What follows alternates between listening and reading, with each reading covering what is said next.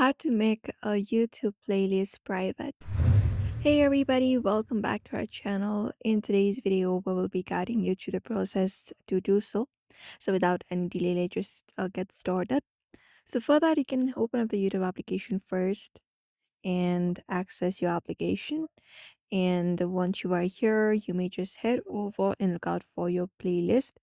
So you can find your playlist in the bottom right corner, tap on your profile, and from there you will be finding your playlist. So just go and look out for your playlist, look out for view all option within your playlist, and you will be finding all of your playlist here. Now look out for the playlist that you would like to basically make private. For example, if I would like to make this playlist private, all I gotta do is head over to the playlist, and once you head over the playlist, you can look out for the pin icon right in the playlist, and you will be finding edit options. Now you can basically look out for the option called visibility under description and tap on it, and then you can select up. So we have public, unlisted, and private.